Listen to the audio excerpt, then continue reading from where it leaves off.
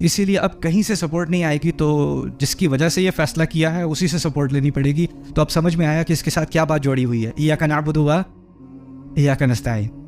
یہ دونوں چیزیں آپس کے ساتھ اسی لیے جڑی, کیونکہ یہ فیصلہ آسان نہیں ہے. یہ کہنا آسان ہے, یہ فیصلہ آسان نہیں ہے.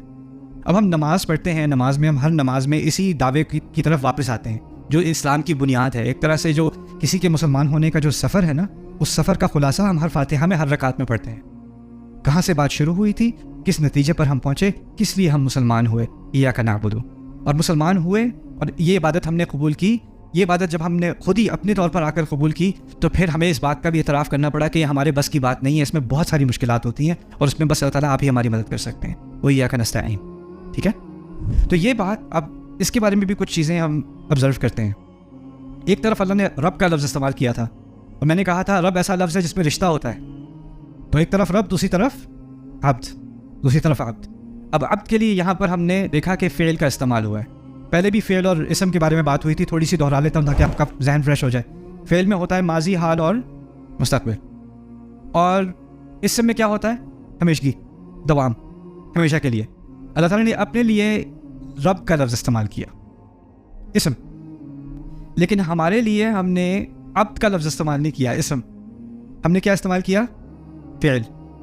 فعل میں کیا ہوتا ہے, یا ماضی, یا حال, یا مستقبل. اور فعل ایسی چیز ہے جب آپ کر رہے ہوتے ہو تو ہوتی ہے, جب نہیں کر رہے ہوتے تو نہیں ہوتی. جیسے کھا رہا ہوں, کھا رہا ہوں کا مطلب ہے جب کھا رہا ہوں تو ہو رہا ہے, جب نہیں کھا رہا تو نہیں ہو رہا. لیکن اگر میں کہوں یہ کھاتا پیتا ہے, اب میں نے اسم استعمال کیا نا, اب وہ سو بھی رہا ہے تو کھاتا پیتا ہے. سمجھ رہے بات. ہم نے جب اپنے لیے فعل استعمال کیا تو ہم نے ایک بات کا ہم نے اعتراف کیا یہاں پر, اور وہ کیا ہے کہ ہماری عبادت میں اونچ نیچ ہوتی ہے, کبھی زیادہ کبھی کم, کبھی بالکل نہ ہونے کے برابر, کبھی بہت زیادہ. جیسے فعل میں بھی اونچ نیچ ہوتی ہے, اور فعل میں ہمیشگی نہیں ہوتی.